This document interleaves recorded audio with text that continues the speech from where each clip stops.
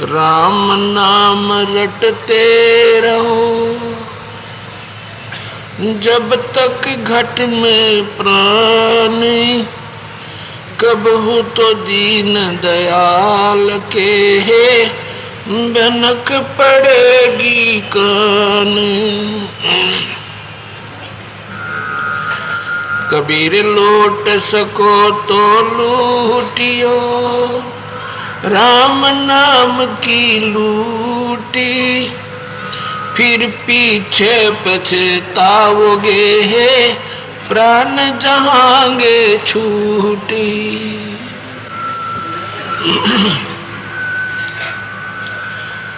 मानुष जन्म दुर्लभ है मिले न बारंबार, तलवर से पत्ता टूट गिरे जैसे बोर न लगता डारे।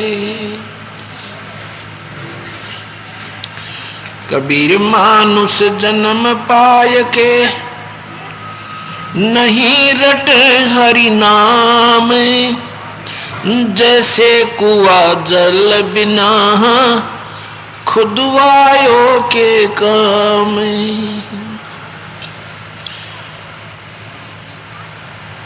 राम रटत कोडी भलो चू चू पड़े जो चाम, ये सुंदर दे किसे काम की जा मुख नाही नामी।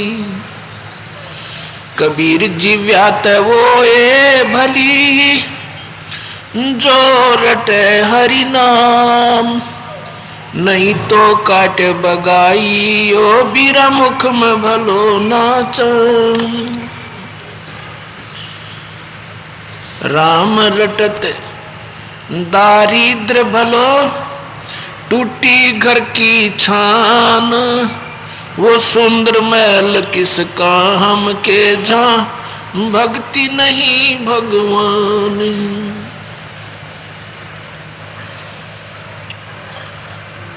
आज बंदी छोड़ भगवान कबीर साहब तथा उन्हीं के अवतार वही स्वरूप सतगुरु गरीबदास जी महाराज की एक परम कृपा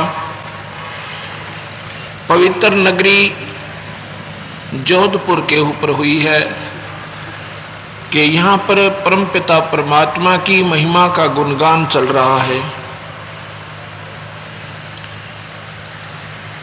जैसा कि कल से सतगुरु की परमात्मा की प्यारी आत्माएं सुन रही हैं कि परमात्मा किसे कहते हैं, मनुष्य शरीर इस जीव को किस लिए मिला था और वो कुल मालिक कौन है। हमारा इस 5 दिन के अंदर सत्संग का जो मुख्य उद्देश्य है, भक्त आत्माओं को सच्चाई का ज्ञान करवाना। वैसे तो सत्संग की कमी नहीं है, आज के दिन बहुत महापुरुष अपने अपने हिसाब से भक्त आत्माओं को परमात्मा की जानकारी बहुत दे रहे हैं।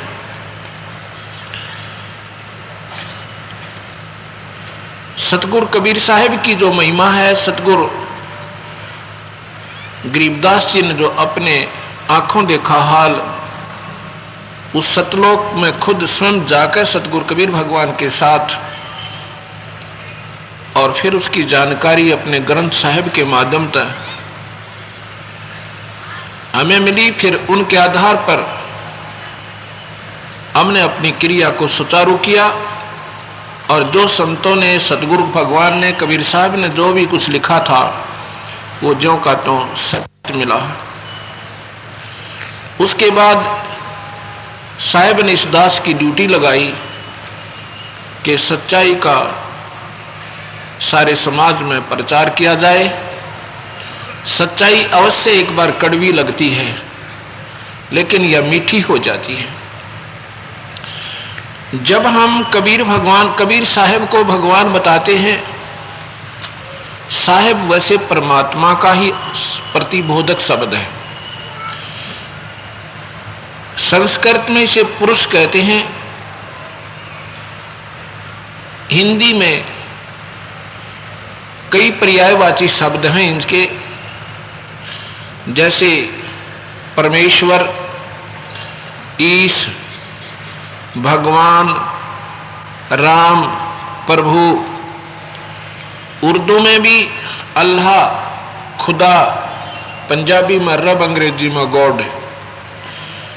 और साहेब शब्द भी ये फारसी का है। सत्य साहिब,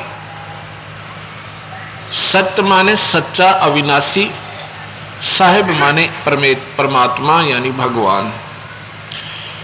जब हम कबीर साहिब को, क्योंकि हम उस परम पिता की महिमा से पूर्ण परिचित हो चुके हैं, इसलिए हमारे मुख से केवल कबीर शब्द नहीं निकल सकता। हम कबीर साहिब ही कहेंगे, क्योंकि वो भगवान ही है, वो परम पिता है, अनंत कोटि ब्रह्मांड के ईश्वर हैं। हो सकता है संगत के अंदर कुछ ऐसे भी भक्तात्मा होंगे जो कबीर पंथी नहीं होंगे, कबीर साहब को नहीं मानते होंगे। उनके मन में ये धारणा आ सकती है कि ये महाराज जी कबीर पंथी है, इसलिए ही कबीर साहिब को भगवान बताने की चेष्टा कर रहा है। ऐसा नहीं है, क्योंकि मैंने आपको प्रथम दिन बताया था मैं कबीर पंथी नहीं था, मैं अनुमान पंथी था। हनुमान जी का तगड़ा पुजारी था। हनुमान चालीसा प्रतिदिन 7 बार किया करता था। गीता को मैं प्रतिदिन पढ़ा करता था, यानी जितना पढ़ सकता हूं जेब में रखा करता। जन्माष्टमी का व्रत, ठीक है, जितनी भगवान कृष्ण की शक्ति और महिमा है वो बिल्कुल सत्य है, क्योंकि वो 3 लोक के परमात्मा है। और 3 लोक के परमात्मा में जितनी शक्ति होती है वो भगवान कृष्ण की शायद पूरी नहीं गाई जा सकती, और ना ही गा सकी हो, इतने वो शक्तिशाली हैं। लेकिन हैं 3 लोक के और 16 कला के और 4 भुजा के। यहाँ ये बात ध्यान रखने योग्य होगी कि कृष्ण भगवान विष्णु जी के अवतार हैं। श्री रामचंद्र जी भी भगवान विष्णु ही अवतार हैं। भगवान विष्णु 3 लोक के एक मंत्री हैं, वजीर हैं, मंत्री साहेब हैं, और उनका महकमा है पालन करना, यानी स्थिति, कर्म के आधार पर हर जीव को रोजी रोटी देना। और ये भगवान विष्णु की कार्य प्रणाली में आता है, उसकी पावर्स के अंदर है। भगवान जितने हैं उनमें गुण तकरीबन मिलते जुलते होते हैं। अब यहां प्रश्न उठता है कि भगवान क्या ज्यादा हैं, क्या परमात्मा ज्यादा है? परमात्मा बहुत है, लेकिन उनमें 3 मुख्य हैं। ब्रह्मा विष्णु महेश विशेष परमात्मा में नहीं आते, ये तो बहुत निम्न स्तर की शक्ति है, बहुत छोटी। अब यहां भी मन में एकदम खटका सा लगता होगा, जो क्योंकि मैंने भी जब ये ज्ञान सुना था ऐसा लगा था जैसे नीम खा लिया। ये क्या कह रहे हैं भगवान कृष्ण को भी, और निम्न स्तर बता रहे हैं। मुझे भी लगा था शायद ये कबीर पंथी बावड़े हैं, अपने भगवान की महिमा ही गाने के लिए सबको छोटा बता रहे हैं। ऐसा भी नहीं पाया फिर, क्योंकि सच्चाई सच्चाई ही होती है, भले ही उसका ज्ञान हमें ना हो।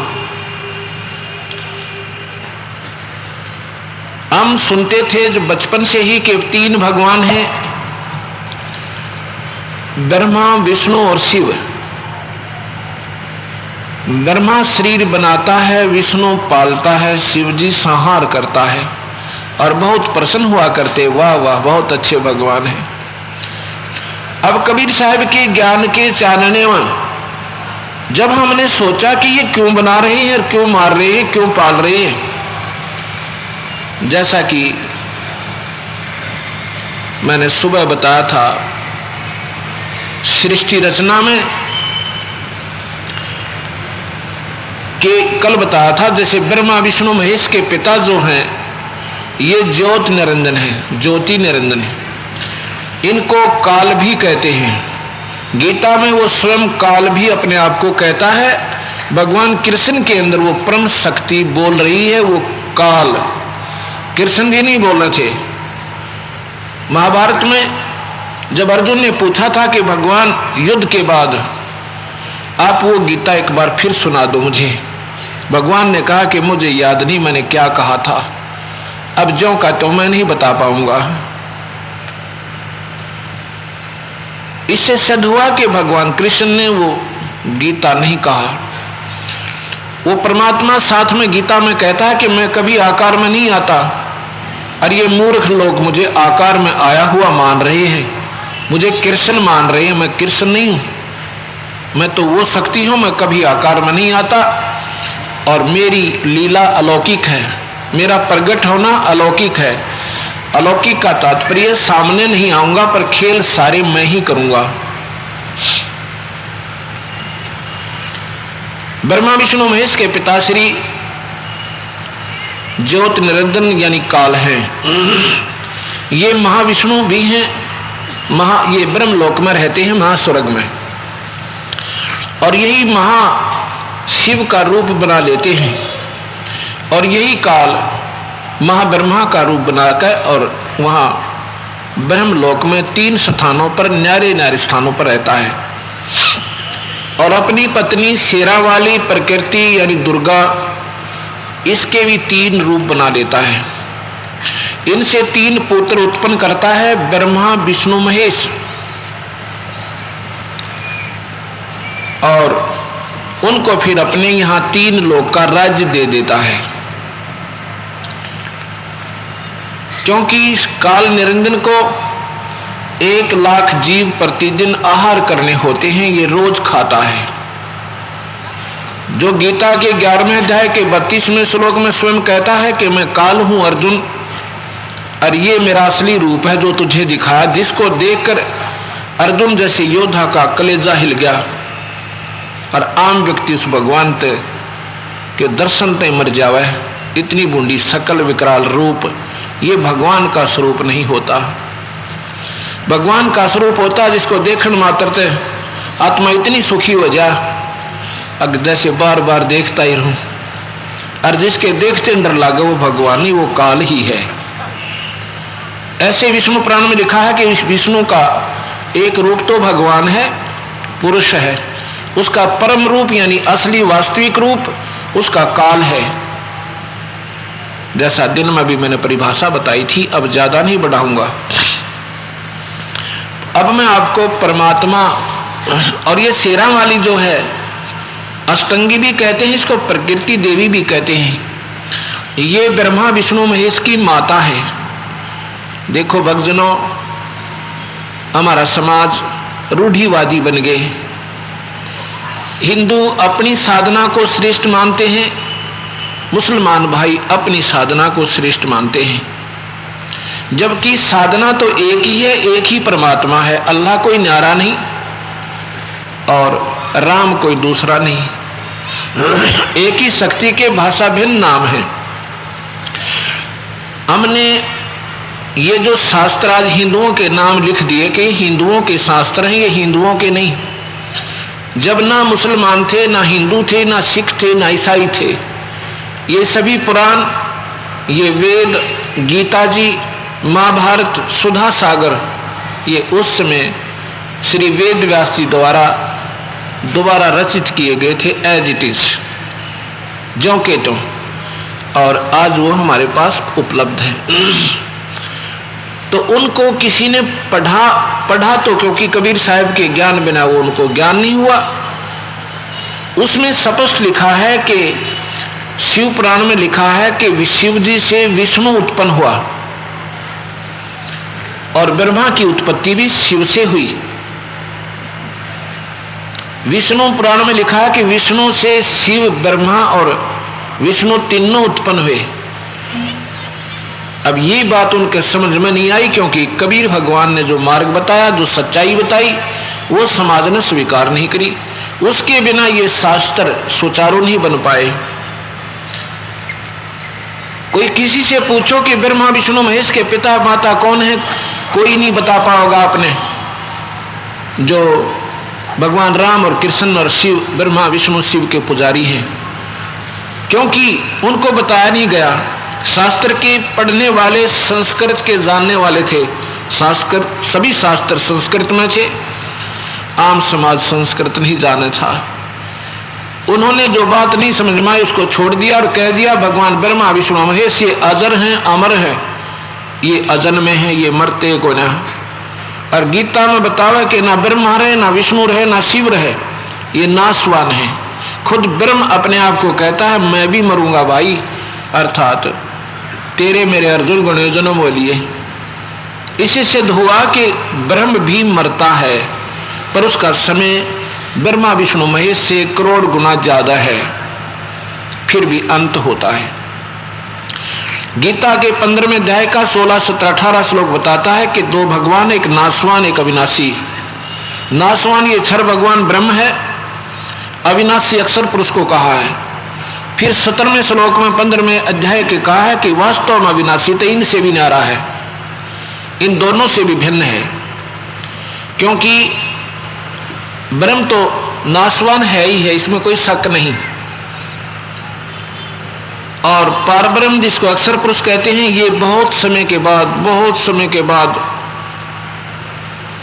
तब मरेगा, इसलिए इसको भी अविनाशी की संज्ञा दे देते हैं, क्योंकि इसका जो अंत होगा अरबों खरबों कल्पों का बहुत बीत जाएंगे, जब ये सारे ब्रह्मांड नाश में आवेंगे, 7 शंख ब्रह्मांड।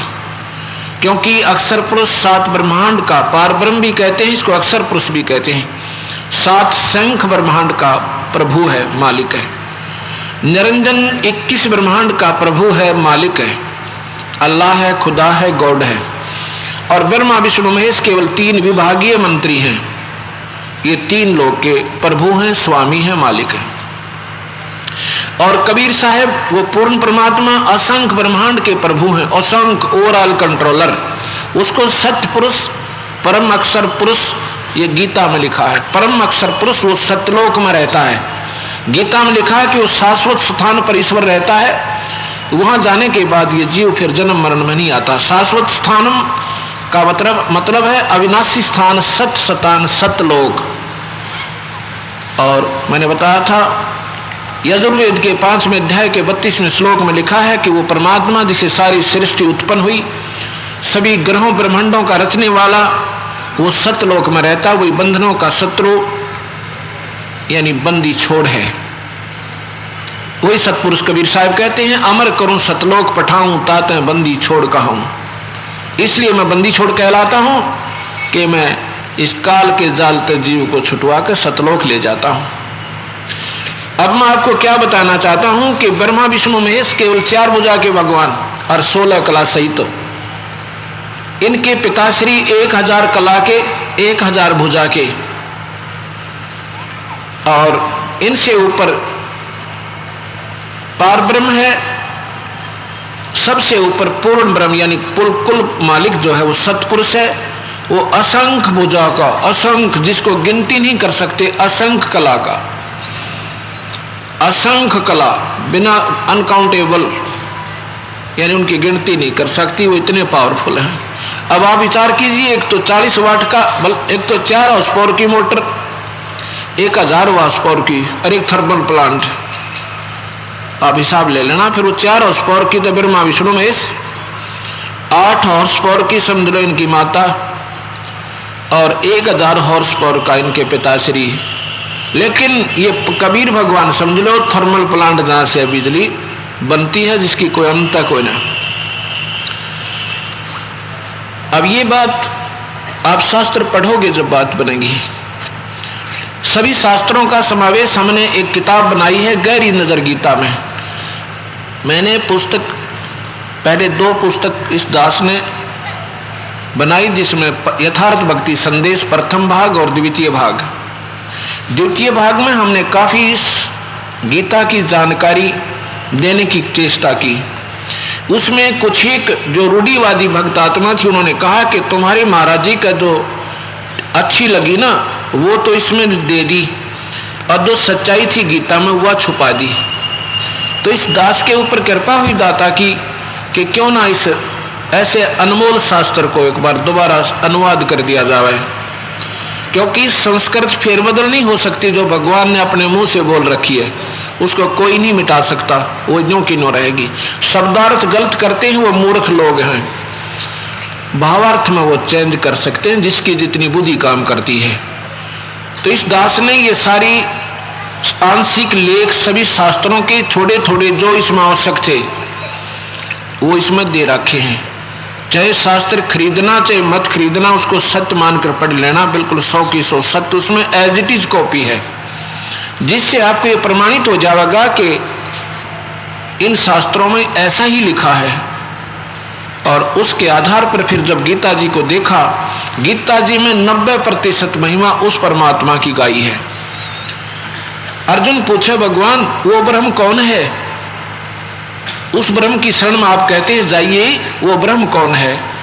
तो भगवान कहते हैं वो परम अक्षर पुरुष है, परम अक्षर ब्रह्म, यानी वो पूर्ण परमात्मा है भाई। उसकी शरण में जाने के बाद फिर जन्म मरण नहीं होता। और कहता मैं भी उसी की शरण में हूं। स्वयं निरंजन कहता है, गीता में लिखा कि मैं भी उसी परमात्मा की शरण हूं और मेरा भी परम धाम वही सत्यलोक है, यानी मैं भी वहीं से आया हूं। ऐसा गीता में लिखा है, आप पढ़कर देखियो। क्योंकि आम समाज ने संतों के मुख से सुनी ही बात को ही मान रखा है। जैसे देवी भागवत में लिखा है कि ये ब्रह्मा विष्णु महेश की मां शेरा वाली और किशन बेरानी, किसी को नहीं मालूम। इसका मतलब क्या वो झूठा शास्त्र था? नहीं था, लेकिन आपने ज्ञान नहीं, इसलिए आपको स्वीकार नहीं। अब शास्त्र पढ़ोगे तो अपने आप मन स्वीकार करेगा और गुंजाइश नहीं रहेगी कि डगमग होने की। अब मैं आपको क्या बताना चाहूं कि परमात्मा किसे कहते हैं। परमात्मा एक श्रेष्ठ आत्मा को कहते हैं, उत्तम आत्मा। ब्रह्मा विष्णु महेश 3 लोक में सबसे उत्तम आत्मा है, क्योंकि परमात्मा को ही इतनी उत्तम ड्यूटी दी जाती है। वैसे तो परमात्मा जैसे कोई लूट खसोट करे, चोरी करे, दूसरों की आत्मा दुखावे, मांस खावे, शराब पीवे, अफीम खावे, उससे परमात्मा तो वो है जो इन विकारों से दूर है। किसी की चोरी चप्पा करे नहीं, चाहे भूखा सो जावे है, उससे तो परम वो है, यानी श्रेष्ठ वो है। उनसे श्रेष्ठ वो है जो सत्संग में आते हैं, भगवान का भजन करते हैं, ये भी परमात्मा है।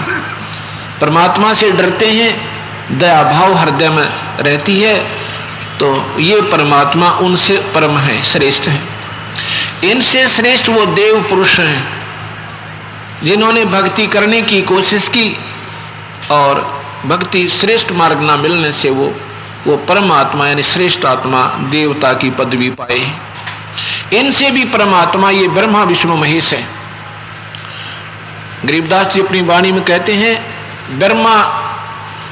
ब्रह्मा विष्णु शंभु शेषा, तीनों देव दयालु हमेशा। ये बहुत दयालु हैं, लेकिन इनकी ड्यूटी, इनका कर्तव्य इनके परम पिता ने ऐसी दे दी जिसमें इनको निर्दयी भी बनना पड़ता है। जैसे भगवान शिव की ड्यूटी ला रखी है संहार करने की, जिसका जब समय आओगा तो भगवान शिव ने उसको खत्म करना होगा। दयालु होते हुए अपने कर्तव्य प्रयाण इन्होंने ये भी अनर्थ करना ही पड़ेगा। इससे ये नहीं कहा जा सकता कि ये दयालु नहीं है, लेकिन इनकी ड्यूटी ऐसी है। अब जैसे कितना ही अच्छा जर्नल हो मिलिट्री का, उसको आदेश होगा गवर्नमेंट का कि आपने युद्ध करना है, वो तुरंत तैयार हो जाएगा। और उसने वो लड़ाई करनी पड़ेगी, क्योंकि उसकी ड्यूटी है, उस पोस्ट पर है। ऐसे ये ब्रह्मा विष्णु महेश तीनों बहुत पुण्य आत्मा हैं। एक बार भगवान विष्णु की छाती में लात मारी थी भृगु ऋषि ने, और इन्होंने कहा था कि ऋषि आपके कोई चोट तो नहीं आई, यानी दयालुता की कलम तोड़ उदाहरण है। ऐसे भगवान शिव ने इतने दयालु हैं कि इनको जरा सा कोई प्रसन्न कर ले, इनकी थोड़ी सी साधना कर ले, खुश हो जाते हैं, क्योंकि इनमें नम्रता विनम्रता बहुत ज़्यादा है, और जिसके कारण ये कई बार धोखा भी खा जाते हैं, क्योंकि पाप आत्मा इस संसार में बराबर चलती हैं। ये तीन लोक के परमात्मा हैं, इनसे परम ये ज्योत निरंजन है, इनसे परम आत्मा यानी इससे भी ज्यादा दयालु है ये, लेकिन इसको श्राप लग गया, ये श्राप वश मजबूर हो गया, इसने 1 लाख जीव रोज खाने पड़ते हैं। एक राजा बताते हैं बहुत नेक था, मुसलमान था, और वो मांस नहीं खाता था, इतना नेक, ना किसी को तंग करता था, और अपनी प्रजा का पालन अपने बच्चों की तरह करता था। एक बार उसका बीमारी होगी, पेट में दर्द हो गया। उसने क्या किया कि सभी डॉक्टर वैद्य बुलाए, सभी दवाई देकर फेल हो गए। एक वैद्य ने बताया कि आपने 1 बकरे का कलेजा प्रतिदिन खाना पड़ेगा जब तक तुम जीवित रहोगे।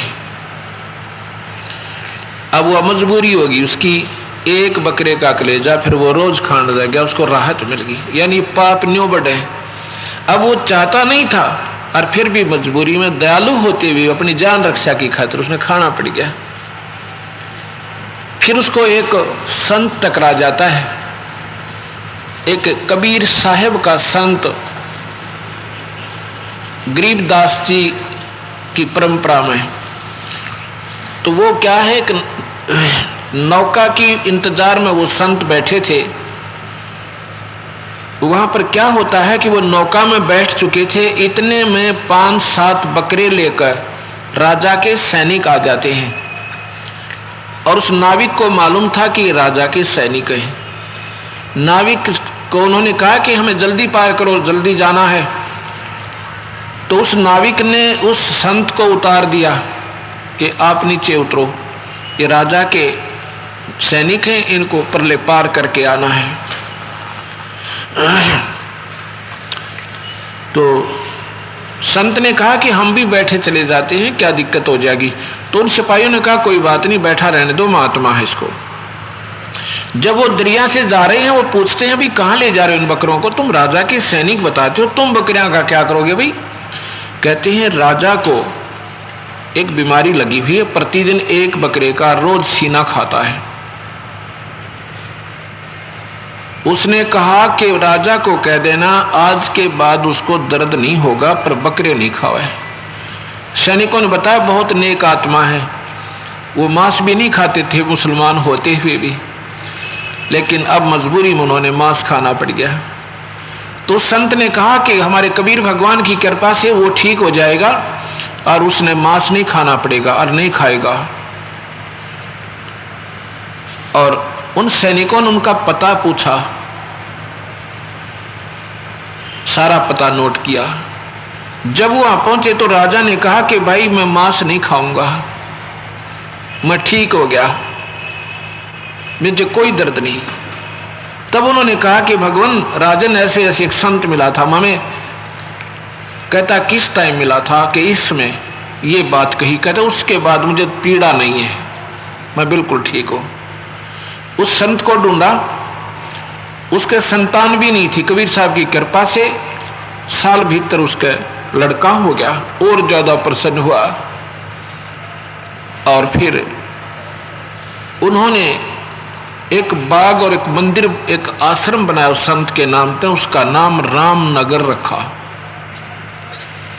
तो यहां हम ये कहना चाहते हैं कि परमात्मा से कहते हैं श्रेष्ठ आत्मा। भगवान ज्योत निरंजन ये भी उस परम पिता परमात्मा का ही पुत्र है, लेकिन इसने अपनी थोड़ी सी नादानी की गलती के कारण ये श्राप लग गया, यानी बीमारी लग गई इसके। और ये इसका परिणाम हमें भी साथ भोगना पड़ रहा है। 1 लाख जीवों का ये काल रोज आहार करता है, इसलिए ये गुप्त रहता है, किसी के सामने प्रकट नहीं आता होता। स्वर्ग में नहीं रहता, ये स्वर्ग में इस रूप में नहीं रहता जिसका वास्तविक रूप है। ये जैसे प्लास्टिक सर्जरी कर लें तो वो ओरिजिनल रूप छुप जाता है उसका, चाहे कितना विकराल बुंडा हो। ऐसे ये 3 रूपों में ब्रह्मा, महाविष्णु, महाशिव रूप में वहाँ रहता है, 4 भुजा में, लेकिन अपनी 1000 भुजा वाले रूप को वहाँ गुप्त करके रहता है। एक सिद्धि होती है जो बहुत शरीर बना सकता है, जैसा चाहे कुछ समय के लिए बना सकता है। वहाँ भी तीनों रूप में ये हर समय दर्शन नहीं देता, सब संतों को अपना अलग स्थान रखता है। जब चाहे वहाँ से खत्म और गुप्त हो जाता है, किसी को अंदर आने का आदेश नहीं है। और अपने लोक में जाकर अपने विकराल रूप में बैठकर 1 लाख जीवों का आहार करता है। वहाँ पर तपतशिला बनी हुई है, एक पत्थर की टुकड़ी अपने आप स्वतः गर्म रहती है, जो निरंजन लोक में है। वहाँ पर ना ब्रह्मा जा सके, ना विष्णु जा सके, ना शिव जा सके, ना कोई साधक जा सकता। उसने ऐसा बीच में इतना भयंकर एक शक्ति छोड़ रखी है। उसको केवल कबीर साहब के सार नाम सतनाम का उपासक संत और कबीर साहब के यानी सहारे से उस नगरी को पार करके ही जाना पड़ता है। ये काल भगवान के सिर पर पैर रख के ये कबीर हंस वहाँ से पार होते हैं, क्योंकि काल भगवान ने 21वें ब्रह्मांड के अंतिम लोक में, जो कि सतलोक जाने का रास्ता है, वहाँ पर अपने सिर के बलते बंद कर रखा है कि कोई इधर से वापस ना चला जा। जब ये कबीर साहब का उपासक सतनाम और सारनाम का उपासक संत जाता है भक्त, उस हंस के सामने उसका अपने आप सिर झुक जाता है, वो रास्ता खाली हो जाता है और उसके सिर पे पैर रख के काल के ये कबीर हंस अपने सतलोक चला जाता है। अब आपको ज्ञान हुआ कि परमात्मा कितने हैं। अब यहां पर सभी संत कहते हैं कुल का मालिक एक है, और गीता में लिखा है कि अर्जुन ये संसार उल्टा लटका हुआ वृक्ष है। ऐसे ही कबीर साहब कहते हैं अक्षर पुरुष एक पेड़ है, निरंजन वाकी डार और तीनों देवा शाखा है, भाई पात रूप संसार। कितना एक ही दोहे में सारी सृष्टि का वर्णन दे दिया भगवान कबीर साहब ने। गीता में भी ऐसा ही लिखा अर्जुन, ये उल्टा लटका हुआ वृक्ष है और इसकी जड़ ऊपर को है, यानी मूल जड़ कहाँ है इसकी? सतलोक है। और कबीर साहब कहते हैं कि अक्षर पुरुष एक पेड़ है। अक्षर पुरुष माने परब्रह्म। ये तो समझो जमीन से बाहर दिखने वाला पेड़ है, मोटा तना है, और इसके एक मोटी डार लगी है, मोटी डार, उसको निरंजन जानो। और उसके फिर 3 शाखा हो निरंजन के, ये ब्रह्मा विष्णु महेश समझो, तीनों देवता, और टहनी और ये देवता, और ये पत्ते रूप में संसार। लेकिन जड़ कौन है, मूल कौन है? वो कबीर भगवान सतपुरुष है, पूर्ण परमात्मा, परम अक्षर ब्रह्म है। और जड़ों से ही सारी शक्ति उस पेड़ को प्राप्त है। ऐसा ही गीता जी के 15वें श्लोक में 15वें अध्याय के 17वें श्लोक में लिखा है कि वो परमात्मा तो अविनाशी भगवान तो दूसरा ही है, वही तीनों लोकों में प्रवेश करके और सबका पालन पोषण और स्थिति सब कुछ वही करता है। अब जब हमने इस बात की सही जानकारी होगी, फिर गीता जी जैसे अनमोल शास्त्र को आप पढ़ोगे, इतना आनंद आएगा। हे परमात्मा, ओए होए, इतनी सच्चाई जो गीता में लिखी है और कबीर साहब से बिल्कुल मिलती जुलती है। गीता में सिर्फ कमी क्या रही कि उसमें उस परमात्मा के पाने का मार्ग नहीं है, केवल ब्रह्म के पाने का मार्ग ओम मंत्र है और यज्ञ हवन है, स्वर्ग महास्वर्ग की जाने की। पूर्ण परमात्मा के पाने की यानी वे ऑफ वर्शिप नहीं है, पूजा की विधि नहीं है। इस करके ऋषियों ने हजारों वर्षों वेदों और गीता के आधार पर साधनाएं की, लेकिन वो बेचारे फिर भी पार नहीं हो पाए। रहे निरंजन लोक में, महास्वर्ग में चले गए और करोड़ों वर्षों तक स्वर्ग महास्वर्ग में भी रहे, लेकिन फिर महाप्रलय जब होती है ये सारे ही समाप्त हो जाते हैं और फिर सृष्टि रची जाती है। ये 21 ब्रह्मांड में एक ब्रह्मांड की, ऐसे ही हर ब्रह्मांड के अंदर न्यारी न्यारी व्यवस्था हर समय पर होती रहती है। और सतलोक कभी नष्ट नहीं होता, इसलिए उसको सत्यलोक कहते हैं, उसको अमर लोक कहते हैं, उसको बेगमपुर भी कहते हैं। बेगम जहाँ कोई चिंता ना हो, कोई दुख ना हो, कोई गम ना हो, उसको बेगमपुर भी कहते हैं। उसको अजर लोक भी कहते हैं। कबीर साहब के यानी पूर्ण परमात्मा के अन्य नाम भी हैं, जैसे अकाल मूर्त, शब्द स्वरूपी राम और सतपुरख। सतपुरख, सत्य माने सच्चा, पुरख माने भगवान, सत साहेब। अकाल मूर्त जिसका काल ना हो वो परमात्मा की तस्वीर यानी वो सतपुरुष। और शब्द स्वरूपी राम यानी शब्द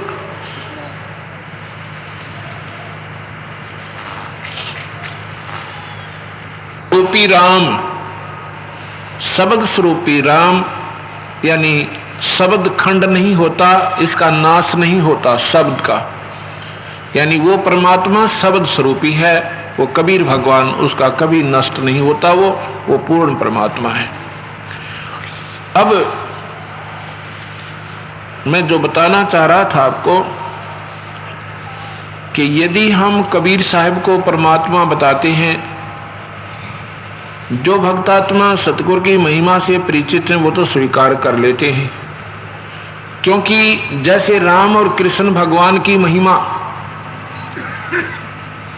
बहुत ही ज्यादा हिंदू समाज में प्रचारित की गई। जब हम पैदा हुए उसी समय से हमने भगवान राम और कृष्ण की महिमा आम बच्चे आम संत पुस्तकों के माध्यम से, धार्मिक पुस्तकों के माध्यम से हमने खूब सुनी और हमें स्वतः स्वीकार्य हो गया कि ये बहुत ही अच्छी भगवान है और ये परमात्मा है, क्योंकि हमने पूर्ण ज्ञान नहीं था। उनको स्वतः स्वीकार कर लिया कि ये भगवान है, क्योंकि हमने महिमा गणी सुनी, आम व्यक्ति से सुनी और किसी ने नकारा नहीं किया कि हाँ भगवान है, ये तीनों परमात्मा, इसलिए हमने स्वीकार्य हो गया। और हम भी मानते हैं, बंदी छोड़ कहते हैं 3 लोक का राज है ब्रह्मा विष्णु महेश, और यही शास्त्र बताते हैं कि तीनों लोक के भगवान है। अब परमात्मा जो है उसके गुण क्या होते हैं, विचार करना थोड़ा सा ध्यान पूर्वक। हमारे कबीर पंथियों को भी ज्ञान नहीं है पूर्ण, सत्कर मान लेना, क्योंकि हिम्मत नहीं हुई उन लोगों की, उन महापुरुषों की कि समाज में डंका मार दें कि हमारे कबीर साहब पूर्ण परमात्मा है। अपने अपने आश्रम में तो ढोल पीट दिए, क्योंकि वहाँ तो वही भगतजन जाते हैं जो कबीर पंथी हैं, उनको जैसे कहोगे वैसे ही मान लेते हैं, क्योंकि उनको शास्त्रों का ज्ञान इन्हें भी नहीं हो ना होने के कारण ये घबरा जाते हैं कि कहीं समाज ये ना कहे कि तुम राम और कृष्ण को छोटा क्यों बता रहे हो। हम छोटा बता ही नहीं रहे, ये तो गीता बता रही है, महाभारत बता रही है, विष्णु पुराण बता रहा है, वही हम सुना रहे हैं। फिर कोई आदमी ऐसा नहीं है जो उन्हें वैसे ही अपने आप ही कोई सिर फड़वा हुआ, नहीं, हर इंसान बुद्धिजीवी है और शास्त्र ही आधार है। हर संत हर परमात्मा के गुणगान गाने का एक मीडिया वही बना है, उन्हीं के आधार पर उनकी लीला गाई गई। तो जैसा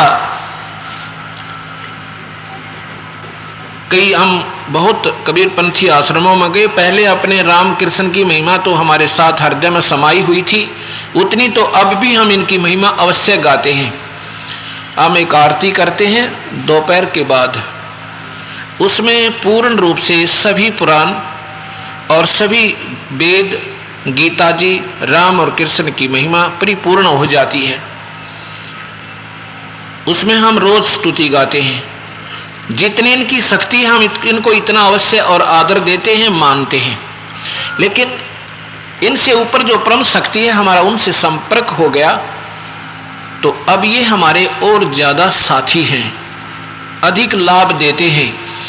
जैसे हमारा प्राइम मिनिस्टर से मेल हो जा और कोई करवा देवे, और फिर देखे यहाँ के कलेक्टर और पुलिस कमिश्नर यानी एसपी आपको विशेष लाभ देंगे, क्योंकि उनको भी सहारा उस परम शक्ति का हो गया। ऐसे ही जब हम कबीर पंथ लिख देने से, कबीर साहब की 4 बानी गा लेने से या याद कर लेने से कबीर पंथी नहीं बना। कबीर पंथी होगा जो पूरे संत संपर्क करेगा और फिर वो नाम लेवे और उस परम पिता से जुड़ जाएगा, तो कबीर पंथी है। नहीं तो वो सुख की फीत है उसको कबीर पंथी की, वो नरक में जाएगा, उसको कोई नहीं बचा सकता। क्योंकि कबीर साहब के समय 64 लाख शिष्य साहब के हुए थे। अब जहां देखे आश्रम में वही नाम देते पावे, और नाम भी सारे गलत। अगर सही भी वो देते होंगे फिर वो अधिकारी नहीं नाम देने के। और गलत नाम तो वैसे सतगुरु के दुश्मन बताए हैं, जो गलत नाम देते हैं वो समाज के भी दुश्मन, अपने भी दुश्मन। और जिसको अधिकार नहीं वो नाम देता, वो नरक में स्वयं भी जाएगा। और क्योंकि नकली पासपोर्ट कोई बना देवा है तो वो दोनों पेटे, बनवानिया भी और बनाने वाला भी, दोनों की कैद होएगी वहां जाते ही, और उसका सारा समय बर्बाद हो जाएगा बेचारे का। अंतिम समय आ जाएगा उस साधक का जो नकली गुरु पर आश्रित हो रहा था। गरीबदास जी कहते हैं, अंधे गूंगे गुरु गणे ये लंगड़े लोभी लाख, और साहिब से परिचय ये बात बनावे साख। ऐसे ही जब हम इन बातों को सुनेंगे, क्योंकि मैंने 7 वर्ष हो गए उपदेश देते ने, अब ये 8वां वर्ष लग गया। सन 1993 में मेरे गुरुदेव ने आदेश दिया था कि तू पुत्र नाम दिया कर। मुझे पसीना आ गया, क्योंकि मैं तो नौकरी करता था, एक बहुत ही गिरी हुई आत्मा था। उस परम पिता की कृपा ते, उस सतगुरु की रजा ते बहुत डरता हुआ, अपने दुष्कर्मों को देखता हुआ। दुष्कर्म कौन से? कि हम भगवान से विपरीत रहे। जो हमारा भगवान था उसकी हमने ज्ञान नहीं हुआ, और आन साधना करके हमने पाप कमाए। इस करके डर ज्यादा लगा, भक्ति बहुत करी और फिर भी कम मानता था। मुझे मालूम भी नहीं था, लेकिन वो गुरुदेव अंतर्यामी थे, स्वामी रामदेवानंद जी महाराज, ये कबीर साहिब के परम हंस आत्मा थी। इन्होंने कहा कि पुत्र नाम दिया कर तू। इनकी आयु उस समय 107 साल की होली थी, 107 वर्ष की। उनका चेहरा देखा जैसे बहुत दमदमाता हुआ, इतना तेज था उनमें। ये सामने आप चित्र देख रहे हो, अब तो ये पर्दा हो गया, दिन में दिखेगा। सन 1994 से नाम देना शुरू किया। 94 से आज देख लो 2002 आ गया, 8वां वर्ष लग गया, जिसमें 2.25 लाख नई कबीर पंथी संगत तैयार होगी। पंथी कोई मजहब नहीं, कोई जात नहीं, कोई धर्म नहीं। पंथी माने उस मार्ग पर, पंथी माने यात्री। पंथी होता जो रास्ते चलने वाला राही, उसको पंथी कहते हैं। जो एक ही कबीर साहब ने जो मार्ग हमें रास्ता बताया उस पर जो चल रहा है वो कबीर पंथी है, उससे न्यारा चल रहा है वो कबीर पंथी नहीं, वो काल पंथी है। अगर वो नाम सही नहीं देता, उसको अधिकार नहीं है, तो वो महंत हो चाहे संत, वो गधा बने स्वर्ग नरक में जाएगा। और ये कड़वी बात अगर उनको स्वीकार होगी तो वो आप भी नाम ले, अपने शिष्यों को भी नाम दिवा दें दोबारा। इसमें मान बढ़ाई नहीं रखें, भगवान नाराज हो जाएगा। और फिर अपने आश्रमों में बुला बुला के, हमने नहीं चाहिए किसी का आश्रम, ना पैसा चाहिए, फिर उन आश्रमों में बुला के अपने भक्तों को, अपने हंसों को, मतलब अब गुरुदेव सबका एक ही होगा, लेकिन वहाँ रोज अपनी सच्चा मार्ग बतावें और गुरुदेव के ऊपर आश्रित कर दें, फिर उनका भी उद्धार और पूर्ण कल्याण हो जाएगा सभी का। अब मैं आपको क्या बताना चाहता हूं कि हम कबीर साहब को अगर भगवान बताते हैं नहीं स्वीकार्य होता। क्यों नहीं होता? क्योंकि इनके गुण नहीं गाए गए। भगवान राम और कृष्ण के जितने गुण थे वो सही थे, उसमें कोई शक नहीं, पर उनकी महिमा इतनी गा दी कि हर जीव ने बच्चे बच्चे ने स्वीकार्य हो गया। अगर हम कबीर साहब की गुण भी गाएं तो कबीर साहब भी परमात्मा हैं, और क्योंकि किसी भी भगवान की जानकारी उनकी लीलाओं से होती है। अब हम आपको बताते हैं, भगवान कृष्ण भी परमात्मा थे, केवल ये 3 लोक के थे, ये पूर्ण नहीं थे, ये पूर्ण परमात्मा नहीं थे, कुल मालिक नहीं थे, ये अपने विभाग के कुल मालिक हैं। जैसे मंत्री स्टेट का या सेंटर का अपने विभाग में कुल मालिक है, फिर भी कुल नहीं है। मुख्यमंत्री अपने स्टेट में, अपने राज्य में कुल मालिक है, फिर भी कुल मालिक नहीं है। ऐसे ही ये ब्रह्मा विष्णु महेश 3 विभागीय मंत्री हैं, अपने विभाग में ये कुल मालिक हैं, फिर भी कुल मालिक नहीं है, पूर्ण नहीं है। ऐसे ही ज्योत निरंजन 21 ब्रह्मांड में फुल फ्लैज है, कुल मालिक है, लेकिन फिर भी पूर्ण परमात्मा नहीं है। ऐसे ही परब्रह्म अक्षर पुरुष ये 7 संख ब्रह्मांड का कुल मालिक है, फिर भी पूर्ण परमात्मा नहीं है। सतपुरुष पूर्ण परमात्मा है, कबीर भगवान है, और ये कुल मालिक एक है। जैसे प्रधानमंत्री, राष्ट्रपति, ये सारे राज्य के कुल मालिक हैं। अपने अपने विभाग में हर अधिकारी मालिक है, पर कुल नहीं है। अब कुल मालिक कौन हुआ? पूर्ण परमात्मा, सतपुरुष। किसी भी शास्त्र को उठाकर देख लीजिए, यही इशारा है। अगर भक्ति के शास्त्र हैं इस वर्ल्ड में, इनको हमने हिंदुओं की फीत लगा दी, ये ना हिंदुओं के हैं ना किसी अन्य के, ये सभी के हैं। और ये मैं बार बार यही बताना चाहता हूँ, क्योंकि हर समय हर नई संगत आती है, क्योंकि ये सत्संग एक ऐसा स्कूल है जिसमें प्राइमरी से लेकर यानी पहली क्लास तक कक्षा से और अंतिम पढ़ाई यही पढ़ाई जाती है। इसमें पहली कक्षा के विद्यार्थी भी होते हैं, 5वीं के भी होते हैं, और अंतिम पढ़ाई वाले भी इसी में होते हैं। तो यहाँ अब हम कृष्ण जी की महिमा बताते हैं कि वो भगवान किन किन कारणों से माने गए थे। भगवान कृष्ण ने राजा मोरध्वज के पुत्र ताम्रध्वज को आरे से चरवा कर जीवित कर दिया। ये गुण ईश्वर के होते हैं, ये परमात्मा के गुण है कि वो मुर्दे को भी जीवित कर सकता है। लेकिन ये पूर्ण परमात्मा नहीं थे, क्योंकि महाभारत के अंदर अभिमन्यु जो भगवान कृष्ण का सगा भांजा था, उसकी बहन सुभद्रा से उत्पन्न था। अर्जुन का पुत्र चक्रव्यूह में मर गया था, भगवान कृष्ण वहीं उपस्थित थे, उनसे जीवित नहीं हुआ। कारण क्या है कि ताम्रध्वज के श्वास यानी मनुष्य शरीर की आयु बकाया थी और अभिमन्यु की नहीं थी, उसको ऐसे ही मरना था। इसलिए इनमें इतनी शक्ति है कि इस शरीर को जोड़ सकते हैं, कटे हुए को स्वस्थ कर सकते हैं, लेकिन उम्र नहीं बढ़ा सकते, ये आयु नहीं दे सकते। इसलिए ये अपूर्ण है। परमात्मा यानी भगवान अवश्य है, पर अपूर्ण है, पूर्ण नहीं है। फिर भगवान कृष्ण के सामने एक बार दुर्वासा जी द्वारका के बाहर जाकर बैठ जाते हैं। ये बहुत पहुंचे हुए सिद्ध पुरुष थे, इनका बोलबाला बहुत दूर तक था कि ऐसे पहुंचे हुए महापुरुष हैं जो मुख से जुबान निकाल देते वो पूर्ण हो जाती है। तीनों कालों के ज्ञाता हैं, भविष्य में क्या होगा ये बता सकते हैं। उस नगरी के द्वारका के कुछ बच्चों ने, लड़कों ने, जवानों ने एक मजाक करना चाहा, क्योंकि भगवान कृष्ण की आड़ में वो किसी का आदर नहीं करते थे।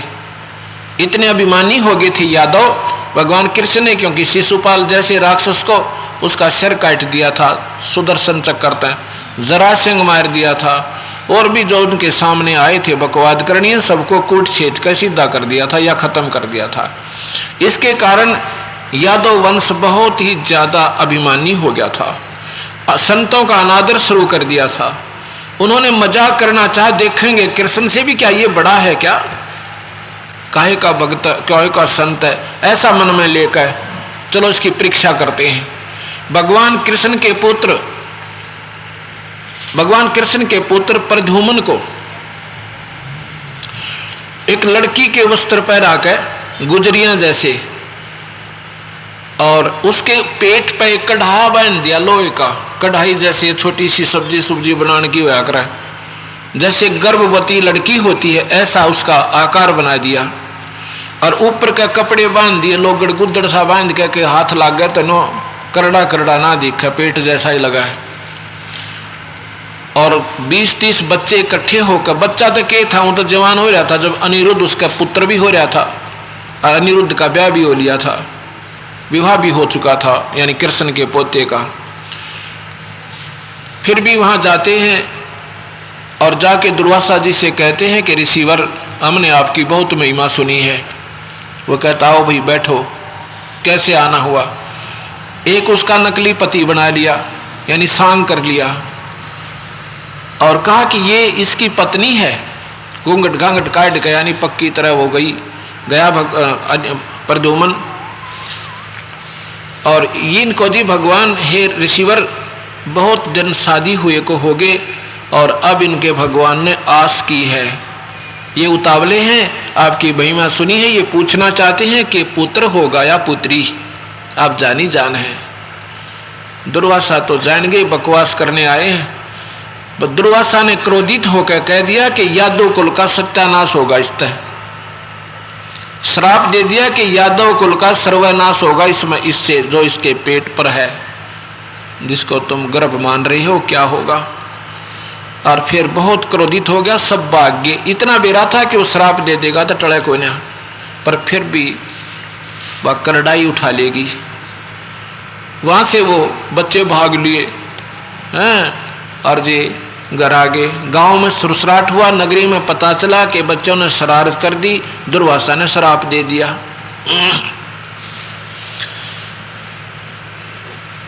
तो नगरी के सियाने सियाने मौजिज व्यक्ति इकट्ठे हुए, कहा भी भगवान के पास चलो और वो इस श्राप से हमें बचा सकते हैं। ये बहुत शक्तिशाली हैं, ये परमात्मा है। क्योंकि परमात्मा जैसे गुण थे भगवान कृष्ण में, पर पूर्ण नहीं थे, ये प्रमाण आपको अब मिलेगा। कृष्ण जी के पास गए, हाहाकार मचा दी कि भगवान सत्यानाश हो गया, आप ही बचा सकते हो। भगवान कृष्ण ने कहा क्या हो गया, क्यों घबराए हो। कहते हैं दुर्वासा ने से बच्चों ने मजाक कर दिया, उसने इनको श्राप दे दिया कि यादव कुल का सत्यानाश होगा। कृष्ण कहने लगा भाई ये तुम्हारी नादानी थी बच्चों की, ऐसा नहीं करना चाहिए था, संतों का अनादर अच्छा नहीं होता। और भाई कर दिया तो वही दुर्वासा से ही माफी मांगो। कहते हैं जी हम उनके पास भी गए थे, वो कहता मैंने जो कहना था कह दिया, अब ये टल नहीं सकता। कृष्ण जी ने देखा कि तो बहुत घबराए हुए, कहने लगे क्यों डरते हो, किससे नाश होएगा। ये कढ़ाई जो बांध कर गए थे ना बच्चे, लोहे का कढ़ा, अकान जी इन कपड़ों ने तो जला दो, और इस कढ़ाई को घिसा घिसा के चूरा बनाकर जमुना में फेंक दो, ना रहेगा बांस ना बजेगी बांसुरी। सब बड़े प्रसन्न हुए, अकवा भगवान बड़ा समाधान बताया। सब ने अब पत्थर के ऊपर लोग घिसाना कोई बच्चों का खेल है, मंडेरे 6-20 कट्ठे उनकी ड्यूटी ला दी, रोजाना भी घिसाओ, जितना घिस जाए उसने चूरे ने जमुना में डाल रो। कहने का भाव है कि वो सारा घिसा दिया। एक कड़ा जो होता ना साइड का ऐसा, वो ना घिसा सारा, और वो किसी ऐसे आलसी की ड्यूटी ला रखी थी, उसने वो नो का नो जमुना में डाल दिया कि इससे के बिजली पड़ेगी, सारा घिसाई दिया हमने। उससे क्या होता है कि जितना वो चूरा बना था लोहे का, उसके घास उग गया लंबा, बहुत ऊंचा ऊंचा, और चौड़े चौड़े ईंख जैसे पत्तों का, और उसके पत्तों की धार इतनी तेज, जैसे कुसा होती है ना, कुसा डाब जिसे कहते हैं, उसका एक ऐसा घास होता है, अगर उसको उंगली से लपेट कर झटका दे देना उंगली काट दे, आधे से ज्यादा है, इतनी तिखे उसके पत्ते होते, उससे भी ज्यादा तेज धार का वो घास उग गया। और जो वो कड़ा डाला था उसको एक मछली ने खा लिया। वो मछली एक मछियारे ने पकड़ी, बालिया नाम का। उसने उसको काटा तो उसके पेट से वो तेज चमकदार धातु निकली। उसने देखा ये काहे की धातु है। उसने लोहार को दिखा। उसने कहा ये बहुत अच्छा लोहा है। तो शिकारी भी था वो, उसने कहा कि मेरे तीर का अगला हिस्सा बना दे एरो, और इसको जहर में बुझा कर बना दे। वो लोहार ने, कारीगर ने ऐसा ही कर दिया। अब कुछ दिनों के बाद क्या होता है कि निश्चिंत होगी कि अब तो श्राप खत्म हुआ, लेकिन श्राप भगवान कृष्ण से समाप्त नहीं हो सकता। ये 3 ताप के अंतर आता है। 3 ताप को ब्रह्मा विष्णु महेश नहीं काट सकते, इन्होंने स्वयं भी भोगने पड़े हैं। जैसे नारद जी ने भगवान विष्णु को श्राप दिया था कि जैसे तूने मुझे बंदर का मुंह लगा दिया, ऐसे ही, और मेरी एक औरत के कारण, ऐसे ही एक सारी आयु विष्णु तू अपनी पत्नी के वियोग में बिताएगा। उसके श्रापवश भगवान विष्णु में श्री रामचंद्र बन के आना पड़ा और सारी उम्र सीता के वियोग में बिताना पड़ा। अर्थात 3 ताप भगवान विष्णु भी नहीं टाल सकता। इसलिए कबीर गरीबदास जी कहते हैं, तुम कौन राम का जपते जापम, अर्थात मटे ना 3 तापम। तुम किन भगवानों का आसरा ले रखा है जिससे तुम्हारे 3 ताप भी नहीं मिट सकते, इनके स्वयं भी नहीं मिटे। ये प्रमाणित है और शास्त्रों में प्रमाणित है, कोई हम बुराई नहीं कर रहे। उसके बाद कुछ दिन के बाद, क्योंकि वो श्राप प्रफुल्लित हुआ, समय आया उसका, हर आपस में वहां नगरी में रोजाना लड़ाई शुरू होगी। छोटी छोटी बात हुए और एक दूसरे ने कत्ल तक कर दे, और लड़ाई लठ तो रोज बजे उनका। अब जब ये परेशानियां आ जाती हैं तब हम आध्यात्मिक आसरा ढूंढते हैं। भगवान कृष्ण के पास गए कि भगवान ये पता नहीं क्या हो गया, किसी से बात करें शुद्ध मुंह बात ही नहीं कर रहा, छोटी सी बात पर ऐसी गलत बात कह देता है, मनमाने झगड़ा तुरंत हो जाता है। इतने शील स्वभाव के व्यक्ति भी आज सुथरी तरह नहीं बोल रहे हैं, अच्छी तरह बात नहीं कर रहे हैं। ये कारण क्या है?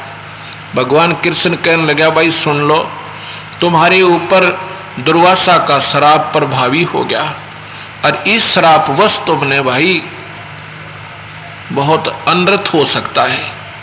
फिर कहा, भगवान कोई समाधान बताओ। अब ध्यान से सुनना ये बात, कोई न सोचे ये कबीर पंथी महाराज जी बुराई कर रहे होंगे, नहीं। ये मैं आपको यूं का यूं ये सुधा सागर का लेख सुना रहा हूं, जिसको श्री मद्भागवत सुधा सागर कहते हैं, इसको सुख सागर भी कहते हैं। महाभारत में भी इसका ऐसा ही प्रमाण मिलता है। भगवान ने कहा कि तुम ऐसे करो, सभी यादव मनुष्य, छोटे छोटे बच्चों को भी साथ ले लो, किसी को मत छोड़ना, और जमुना में स्नान कर आओ, तुम्हारा पाप यानी ये श्राप कट जाएगा। अब ध्यान से सुनना भाई, ये बात मैं कहाँ बताना चाहूँ और सच्चाई कहाँ लाना चाहता हूँ। अब कोई कहता ना गंगा में स्नान कर ले पाप कट जाएंगे, या जमुना में नहा ले पाप कट जाएंगे। भगवान कृष्ण ने स्वयं कहा था कि जमुना में स्नान करो, तुम्हारे पर श्राप नहीं रहेगा और ये झगड़े बंद हो जाएंगे। सभी अपने छोटे छोटे नवजात शिशुओं को भी ले गए, कहीं ये ना रह जावे, इन पर श्राप रह जावे, और इनको भी नहवा कर लाएंगे, गंगा में जमुना में स्नान करवाएंगे। पहुंच गए वहां प्रभास क्षेत्र में। वहां जाकर क्या करते हैं, वहां जब पहुंच गए तो लड़ाई तो घर गांव में शुरू ही थी, उनकी आपस में मनमुटाव चल ही रहा था। वहां पर भी छोटी छोटी बातों को लेकर वहां मुक्कम मुक्का लातम लाता झगड़ा हो गया शुरू। गंगा जमुना में नहाना तो रह गया, वो घास जो उगा था ना उस कण से, लोहे के कण था, उसको उखाड़े और ऐसे मारे और गर्दन का लपेटा आवर ऐसे खींच दे, गर्दन 2 न्यारी हो जा, आधी कट के नीचे गिर जा। 56 करोड़ यादव उसमें वहां जमुना का किनारा है, आपस में खून खराबा हो गया, समाप्त हो गए, कट के मर गए, आपस में लड़के मर गए। और फिर सुनो, भगवान कृष्ण को उसी 2-3 दिन के बाद उसी शिकारी ने, जिसने वो उसी कड़े का वो तीर बनवाया था, वो भगवान कृष्ण के पैर में मारा, प्रभास क्षेत्र में। धोखे से लगा, कहा कि भगवान कृष्ण एक वृक्ष के नीचे लेटे हुए थे, घुटने पर पैर को रख कर, जिस पैर में पद्म था उस पद्म को देखा कि उस शिकारी ने सोचा कोई मृग है, और उस हिरण की आंख चमक रही है पत्तों की झुरमटों में से।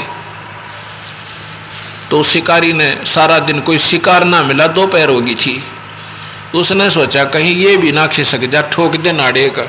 उसने उधर से ही अपने पत्तों के अंदर से ही तीर मार दिया, और वो भगवान के उस चमकती हुई, उसने सोचा था ये आंख है, और था वो पद्म भगवान कृष्ण के पैर का, चमक रहा था जैसे कोई 100 वाट का बल्ब और दिन में चस रहा हो। लगते ही भगवान चिल्लाए, मर गया भाई, मर गया रे, मर गया रे। अब शिकारी ने सोचा ये तो जुल्म हो गया, कोई आदमी को लगा और वो मानस मर गया।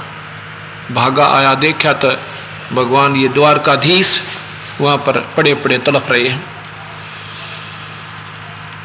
ऐसे भगवान की हत्या की गई, भगवान कृष्ण की।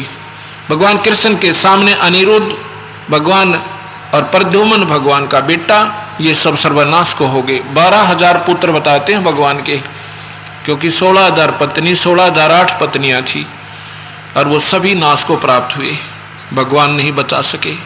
उसके बाद 8 की 8 पत्नियां ने, जो उनकी अपनी ब्याहता पत्नियां थी, शादी की थी उन्होंने, उन 8 की 8 ने आत्महत्या की। उसके बाद अग्रसेन, वासुदेव, इन्होंने भी जलकर अपने प्राण हत्या की। ये महाभारत मेरे पास रखा, इसने पढ़ लेना, सुधा सागर भी मेरे पास, इसमें लिखा हुआ न्यू का न्यू। भगवान नहीं बचा सके, क्योंकि ये उस काल के वश हैं, और सब खेल वो काल निरंजन खेल रहा है। इन बेचारा को तो कठपुतली बना रखा है, इनके पुत्र होते हुए भी वो काल इनको बख्शता नहीं। तो यहां सतगुरु महाराज कहते हैं ये भी भगवान है, पर ये पूर्ण नहीं है। अब कबीर साहब के बारे में मैं आपको बताता हूं कि ये परमात्मा थे। साहिब कबीर चारों युगों में आए हैं। सतयुग में सत्सुकृत नाम से, और त्रेता में मुनिंदर नाम से, द्वापर में करुणा में नाम से, और कलयुग में कबीर नाम से। जब तक ये कलयुग चलेगा, कबीर साहब के कबीर नाम का बोलबाला अंतिम सांस तक रहेगा, ये नाम नहीं मिटेगा। हाँ, वो अन्य भी रूपों में अन्य नामों से आते रहेंगे और अपना सतबारक दर्शाते रहेंगे, लेकिन महिमा कबीर की ही चलेगी, कबीर नाम की चलेगी, ये मिटाया नहीं जा सकता। ये ऐसे ही सतयुग में सत्सुकृत नाम अंतिम तक चला था, और मुनिंदर नाम त्रेता के अंतिम तक रहा था, फिर करुणा में द्वापर के अंत तक रहा। ऐसे ही कबीर नाम कलयुग के अंत तक चलेगा। जब भी ये आते हैं, ये सच्चाई यही बताया करते हैं, लेकिन सच्चाई को स्वीकार करने वाले हंस बहुत कम हैं। इन्होंने आकर बताया कि भाई कोई हिंदू न्यारा नहीं, मुसलमान कोई भिन्न नहीं, और दोनों की साधना ठीक नहीं तुम्हारी भगवान पाने की। गरीबदास जी कहते हैं, उन्हीं के शिष्य कबीर साहब के, कहते हैं मुसलमान गायें बखी, हिंदू खाया सूर, गरीबदास दोनों दीन थे, वो राम रही मादूर। मुसलमान ने गायें खा ली, हिंदू ने खा लिया सूअर। कहते हैं ये मांस खाने वाले से राम और रहीम बहुत दूर हैं, दर्शन भी नहीं देंगे आपको कभी। दोनों धर्मों को समझा करते भाई, आपा एक ही परमात्मा की संतान है। ये गधे, कुत्ते, सूअर, ये गायें, ये भी उसी भगवान के बच्चे हैं, और तुम इनको मार रहे हो, खा रहे हो, भगवान प्रसन्न नहीं होगा। अब हमारा बच्चे ने चाहे कोई छोटे न मारे और चाहे बड़े न मार दे, दुख बराबर आओगा। भगवान का चाहे कीड़ी मार दो और चाहे हाथी ने मारो, चाहे गाय ने मारो, चाहे मनुष्य को मारो, उस ईश्वर ने इतना ही कष्ट होता है। और दोनों को कहा करते भाई तुम नरक में जाओगे। हिंदू मुस्लिम दो नहीं भाई, और दो कहें वो नरक में जाई। तुम समझे ही नहीं भगवान है क्या और इंसान जीव क्या है। इस बात पे मुसलमान भी नाराज हो गए और हिंदू भी। और कबीर साहब कहा करते मैं भगवान हूं भाई, मैं अल्लाह हूं। और मुसलमान धर्म में इस बात को स्वीकार्य नहीं करते कि कोई आकार में मोहम्मद साहब के बाद कोई आकार में अल्लाह नहीं आ सकता। और जो ये ऐसा कहे कि अल्लाह मनुष्य अपने आप को अल्लाह बताओ, वो गुमराह कर रहा है, समाज का दुश्मन है, उसको सजा दी जाए। कबीर साहब कहते थे मैं ही वो परमात्मा हूं भाई, मैं ही अल्लाह हूं, मुझे ही राम, मैं ही राम हूं, मैं ही सब कुछ हूं। लेकिन किसी ने नहीं सुनी, बल्कि दुश्मन बन गई। और कहा करते तुम जो साधना कर रहे हो ये केवल निराकार भगवान की कर रहे हो, उसी को काल कहते हैं। मुसलमान भाई उसको बेचून कहते हैं कि वो दिखाई नहीं देता। और वेदों के आधार पर विद्वान पुरुष पंडित उसको निराकार कह देते हैं। लेकिन मैं भगवान हूं, इस बात से मुसलमान बहुत चिढ़ गए। उसमें दिल्ली में सिकंदर लोधी दिल्ली का बादशाह था, उन्होंने शिकायत कर दी कि हे महाराज, एक कबीर नाम का नीच दुल्हा अपने धर्म की बेइज्जती कर रहा है, तौहीन कर रहा है। भाई सत्संग सुनो बैठ के।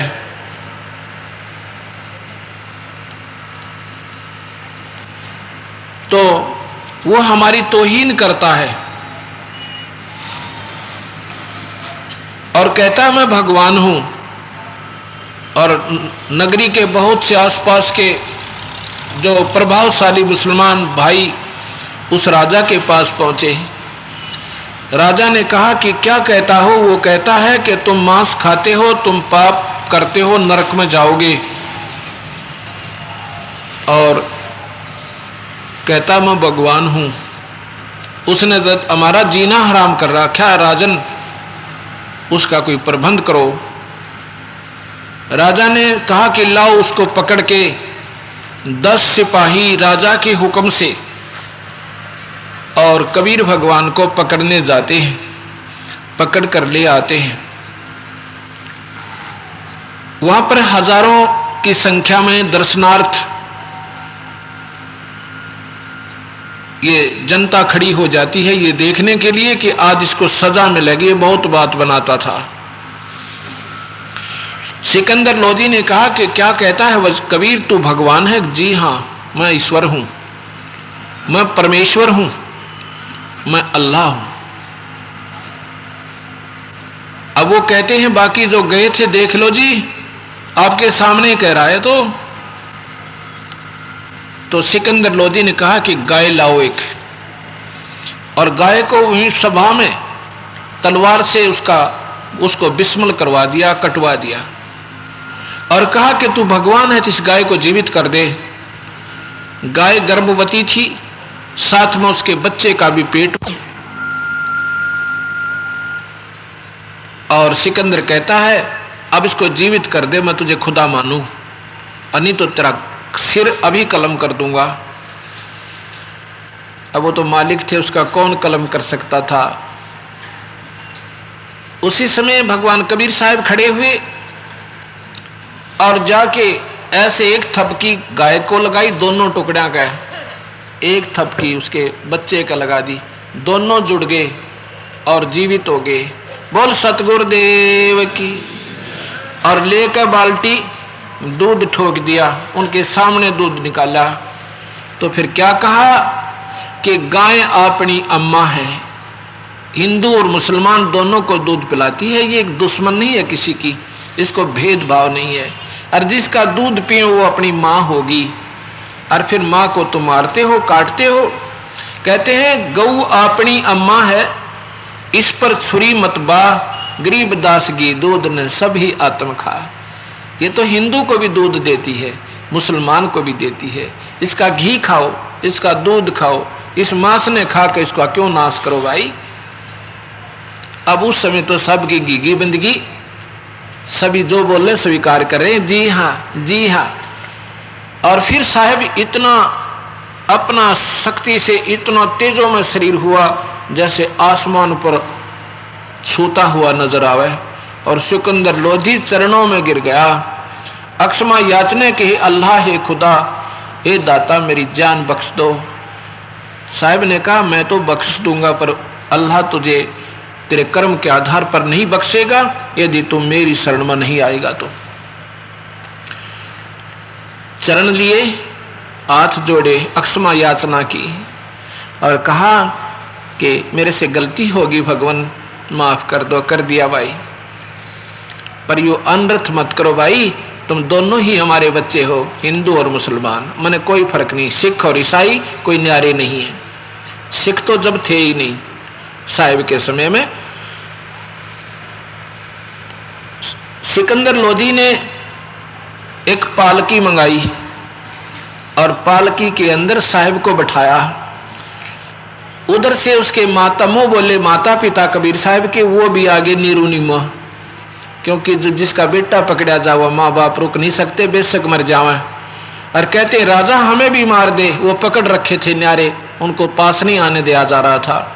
फिर उनको भी बुलाया आदर से और तीनों को पालकी में बैठा के और वहां उनकी झोपड़ी तक राजा ने भिजवाए। बोल सतगुरुदेव की जय। अब ये कबीर भगवान है। धन धन सतगुरु सत कबीर भगत की पीड़ मिटाने वाले। धन धन रे भगत की पीड़ मिटाने वाले, भगत की पीड़ मिटाने वाले, पीर मिटाने वाले। धन धन सतगुरु सत कबीर भगत की पीर मिटाने। रहे नल नील जतन कर आर, तब सतगुरु से करी पुकार।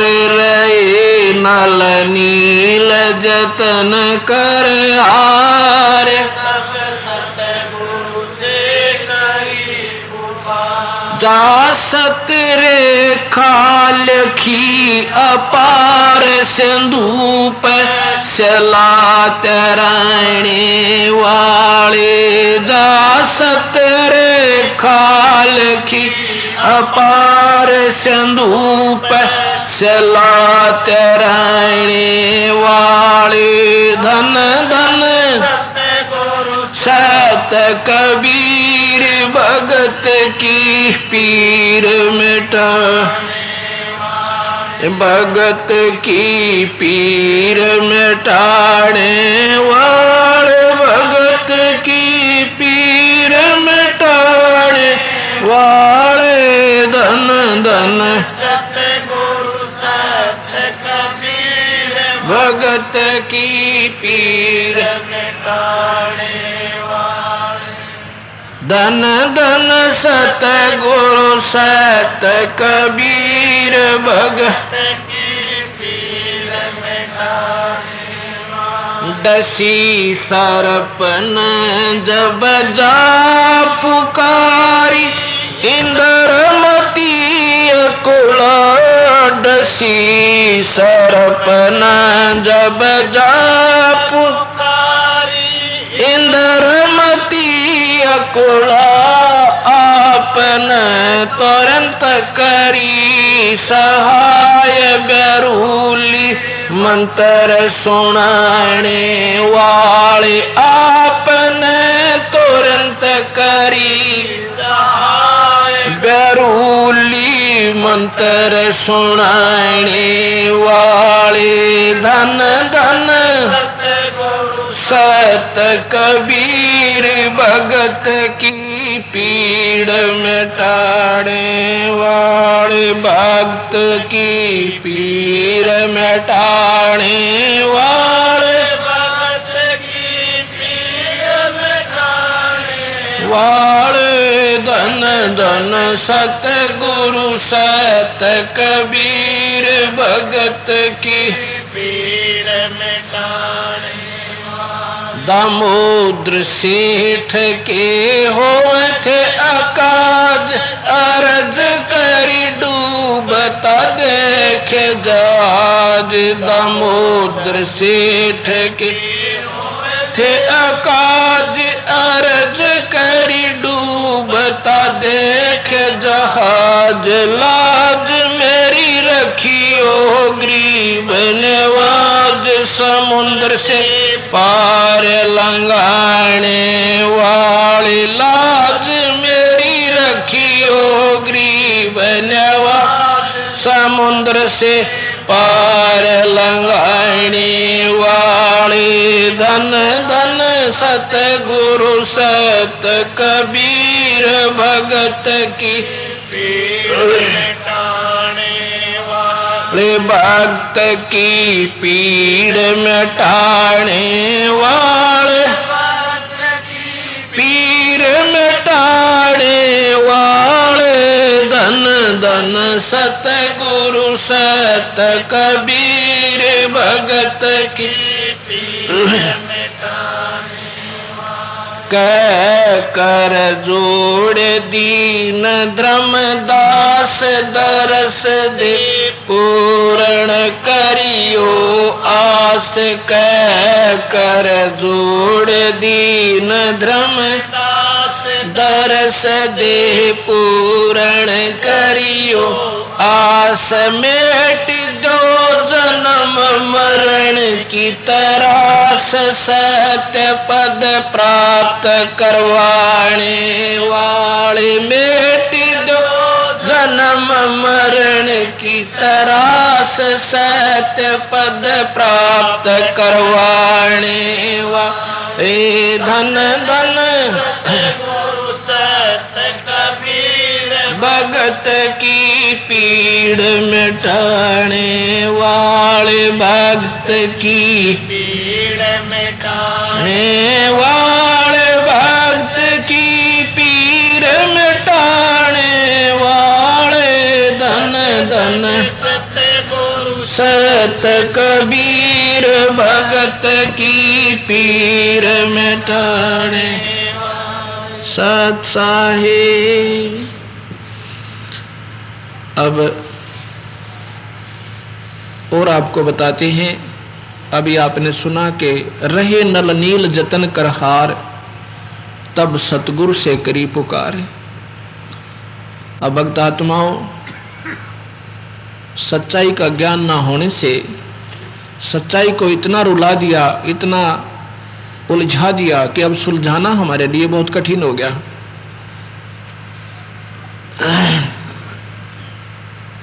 सत्य को सत्य ही प्रमाणित करना इतना कठिन हो चुका है कि सैकड़ों प्रमाण से एक सच्चाई तथ्य और सत्य सिद्ध होती है।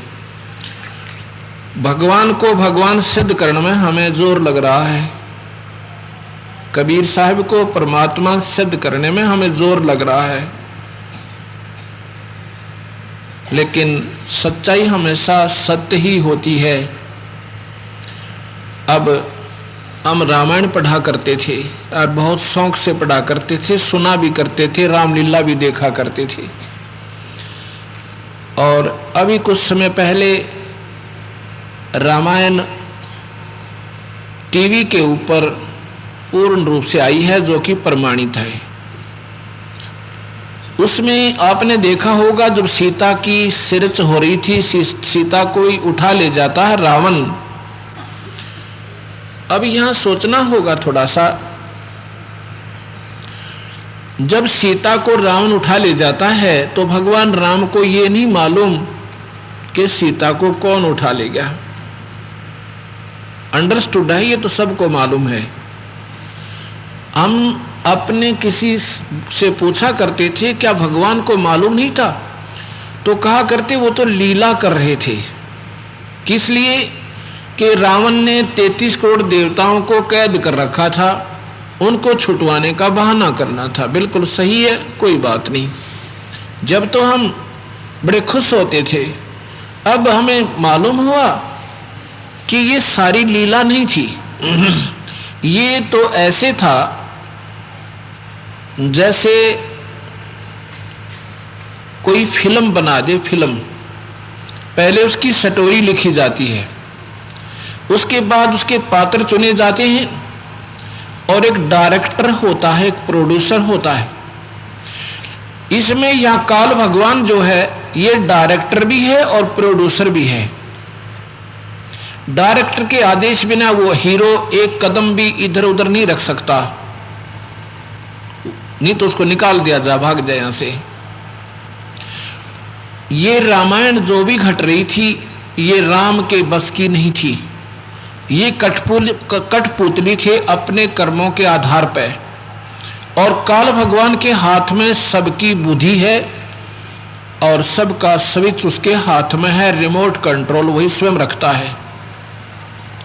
गीता जी में लिखा है कि मैं इन प्राणियों का, अर्जुन, जिसकी बुद्धि भ्रष्ट करना चाहूं कर देता हूं और जिसकी खोलना चाहूं खोल देता हूं। ऐसा ही लिखा है, आप पढ़िए गीता ने।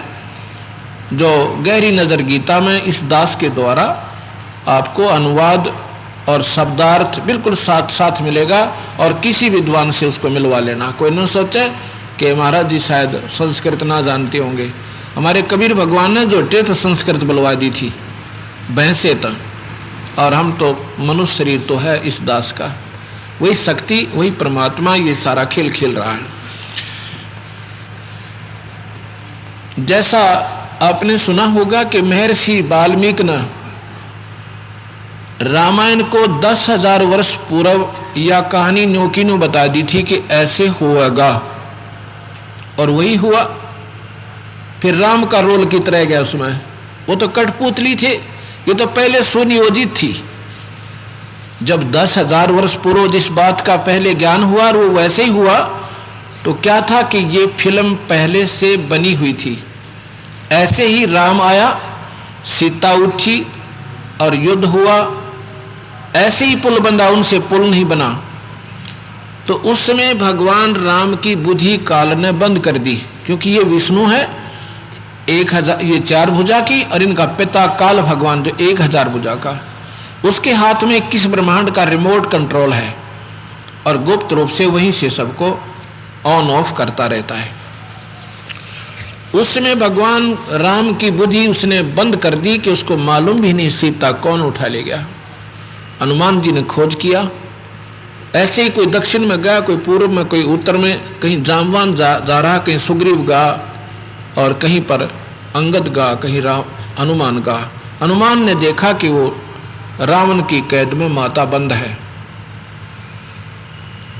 हनुमान जी ने आके बताई कि लंका पति रावण राक्षस हमारी मां को उठा लेगा। तो अब रावण के पास पहले दूत भेजे, रावण नहीं माना, कहता तुम्हें हिम्मत है तो युद्ध करके आ जाओ और ले जाओ। उस समय पुल की आवश्यकता बनी सेना पार करने के लिए। भगवान राम ने 3 दिन तक समुद्र में खड़ा होकर समुद्र से प्रार्थना की, उसकी याचना की, स्तुति करी कि हे समुद्र देव, हे जलधि, हे सागर राज, मुझे रास्ता दे दे, आज मैं बहुत दुखी हूं। 3 दिन तक समुद्र टस से मस नहीं होता है। तो कहता है रामचंद्र, लक्ष्मण मेरा अग्नि बाण निकाल, ये लाता के भूत बातों से नहीं मानते, ला इसको जला देता हूं समुद्र को। लक्ष्मण ने जब अग्नि बाण दिया, भगवान ने उसको प्रतिंचा पर चढ़ाकर, और जो ही समुद्र को जलाना चाहा उसमें से लपटें निकलने लगी। तब समुद्र कहते हैं समुद्र ब्राह्मण का रूप बना के और भगवान के समक्ष खड़ा हो जाता है, हाथ जोड़ के कहता है भगवान अनर्थ ना करो, हमारी भी मर्यादा है।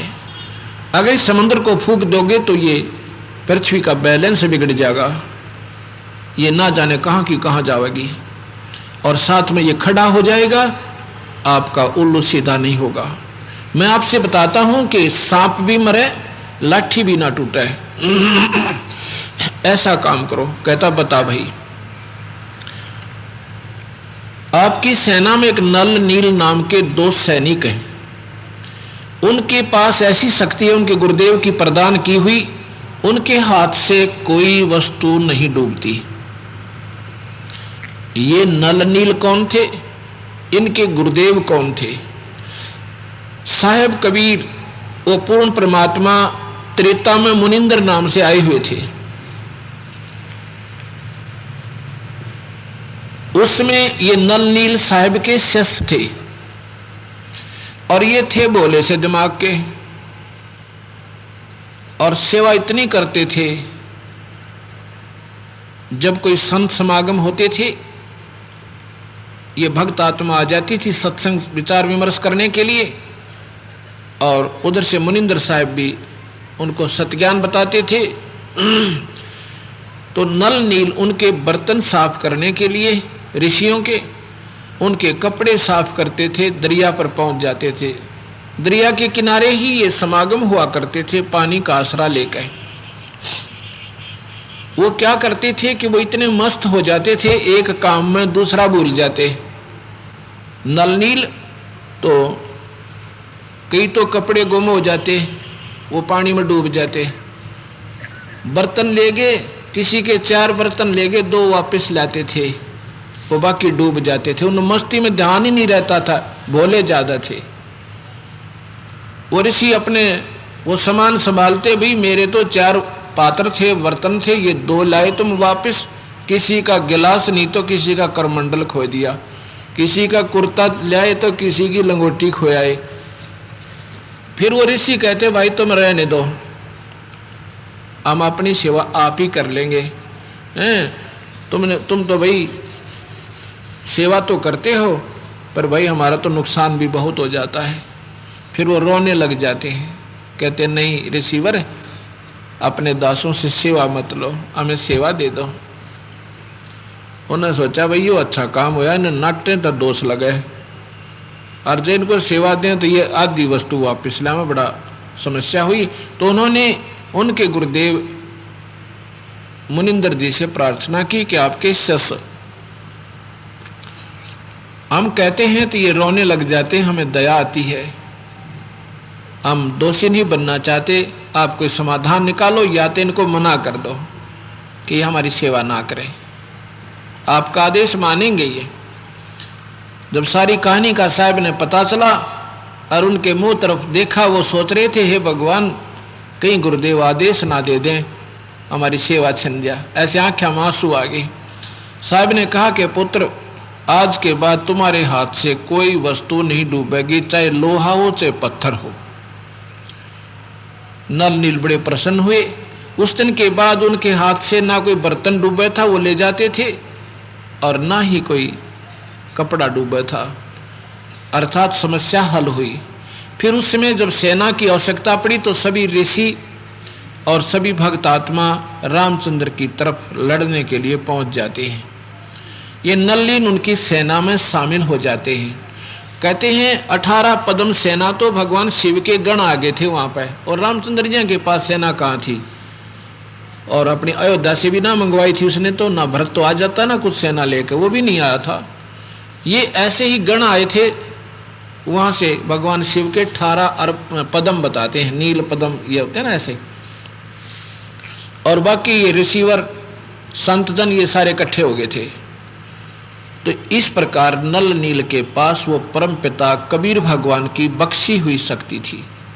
हमारे पास ज्ञान ना होने से, इनकम्प्लीट नॉलेज होने से, क्योंकि सतगुरु की महिमा से हम परिचित ना हुए, इसलिए ज्ञान सुचारू नहीं बन पाया।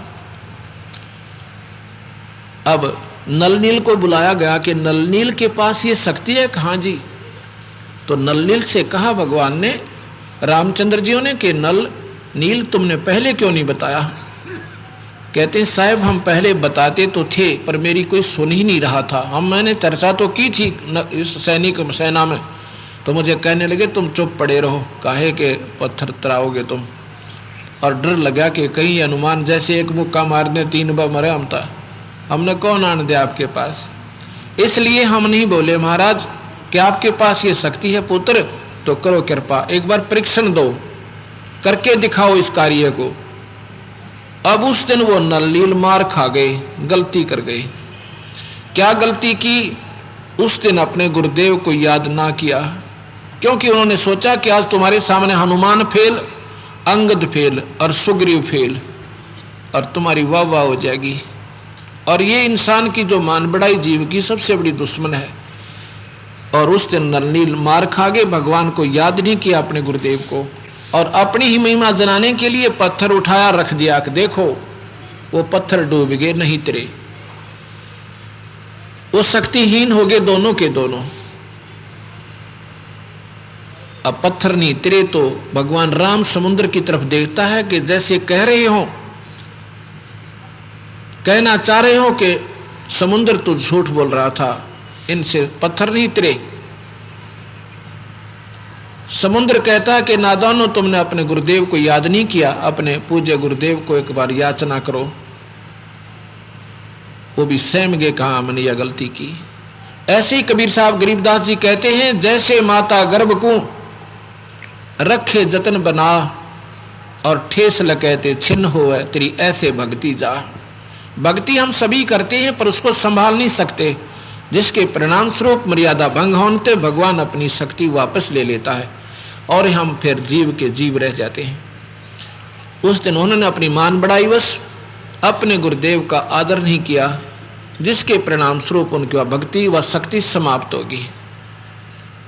तो तब उन्होंने समुद्र के याद दिलान पर अपनी गलती का आभास हुआ और खड़ा होके दोनों ने याचना की है, पूज्य गुरुदेव हमारे से गलती हो गई, क्षमा करो दाता, दर्शन दो एक बार मालिक। उसी समय क्या देखते हैं कि ऐसे आधा फरलांग दूरी पे और वही परम परमात्मा मुनिंदर जी आ रहे हैं। नलनील कहते हैं गुरुदेव आ गए, गुरुदेव आ गए, क्योंकि वह तो मनुष्य मानते थे उनको। हमारी बुद्धि इतनी कमजोर है, हम गुरु को भगवान नहीं समझ पाते हैं। कबीर साहब कहते हैं, गुरु मानुष कर जानते वो नर कहीं अंध, महादुखी संसार में आ गए यम के फंद। कहते हैं हमारे गुरुदेव आ गए, गुरुदेव आ गए, सतगुरु वहां प्रकट हो गए, क्योंकि ये अंतर्यामी हैं, सर्वव्यापक हैं, जहां चाहे प्रकट हो सकते हैं। जब वहां पहुंचे तो नल नील उनको रामचंद्र जी ने कहा कि हे ऋषिवर, आपके शिष्यों की आज शक्ति समाप्त हो गई, ये पत्थर नहीं तर पाए इनसे। साहब ने कहा कि अब इनके हाथ में वो शक्ति रहेगी भी नहीं, ये अक्षीण कर ले इन्होंने अपनी गलती तय। तो भगवान राम ने अपनी प्रार्थना की कि ऋषिवर ऐसे ऐसे मेरे ऊपर आपत्ति आई है और रावण राक्षस राज मेरी पत्नी उठा ले गया है और भगवान वो राजी खुशी नहीं दे रहा और साथ में 33 करोड़ देवताओं को बंद कर रखा है। आप जानी जान हैं, आप कृपा करो समुद्र पर पुल बन जावे और हम उस अनर्थ को समाप्त कर दें। कबीर साहब ने सोचा अनर्थ को समाप्त भी भाई कोई और करेगा, आपसे नहीं हो सकता। फिर भी उन्होंने कहा कि ऐसा करो, ये साथ वाला जो पहाड़ है इसने मैंने इसके चारों तरफ मैंने एक रेखा खींच दी है, उस रेखा की अपनी डंडी से सतगुरु एक छड़ी ले रखी थी, उसको ऐसे उस पहाड़ के चारों तरफ निशान बना दिया, अपनी शक्ति से वही बना दिया। उनको कहा कि मैं इसके ऊपर रेखा खींच आया हूं, उसके अंदर जितना पहाड़ पत्थर है वो सारा तिर जाएगा, उसके बाहर का नहीं तिरेगा। कलर ठीक करो भाई, कलर ठीक करो, नहीं तिरेगा, बाहर का नहीं तिरेगा। अब ये भी देखने के लिए हनुमान जी लाए इतना बड़ा पत्थर ठोक है। और नल नील एक शिल्पकार भी थे, शिल्पकार भी थे, वो उनको तराश तरूश के एक दूसरे में फंसा देते थे। उनके पास वो तैराने वाली शक्ति तो नहीं रही पर शिल्पकारी अभी विद्वान थी। भगवान राम के आदेश तक हनुमान जी एक पहाड़ का बहुत बड़ा टुकड़ा उठाकर लाए, उसको छीलकर और फिर रखा तो वो तैरने लग गया। सभी बड़े प्रसन्न हुए और वहां से साहब अंतर ध्यान हो गए। वो देख रहे हैं कि भगवान कहाँ गए, वो ऋषि वहां नहीं थे। अब ऋषि की कहाँ चिंता, उन्हें तो पुल की चिंता पड़गी, अपना पुल बांधागा। अब विचार कीजिए, हम रामायण में पढ़ा करते थे कि नल नील ने पुल बनाया, फिर कहते थे नहीं, हनुमान ने उसके ऊपर राम नाम लिख दिया इसलिए पत्थर तिर गए, और जिसने पत्थर तिराया उसका नाम ना लेखा। गरीबदास जी कहते धनी का जगत का पेखना पेखा, धनी का नाम न लेखा। जिसने वो सारी लीला करी उसका जिक्र भी कहीं नहीं रामायण में आया, क्योंकि मुनिंद्र नाम के ऋषि थे। नल नील की महिमा आगी कि नल नील ने पुल बांध दिया। फिर अगर नल नील पुल बांध देते तो रामचंद्र फिर फेल हुए। रामचंद्र जी से तो पुल नहीं बना, और राम का नाम लिखने से पुल बन गया, पत्थर तिर गए और राम से तिरे नहीं। ये इनकम्प्लीट नॉलेज रहा। तब जब धर्मदास को कबीर साहब ने सारी महिमा बताई, क्या धर्मदास ये पुल भी भाई मैंने ही बंधवाया था, और मेरी शक्ति के बिना ये सब अक्षीण सौदा है। उसमें धर्मदास ने कहा था, रहे नल नील जतन कर हार, तब सतगुर से करी पुकार। जा सत रेखा लिखी अपार सिंधु पर सला तराने वाले, दन दन सतगुर सत कबीर भगत की पीड़ मिटाने वाले। अब इन बातों को, इन विचारों को अगर हम ध्यान से सुनेंगे,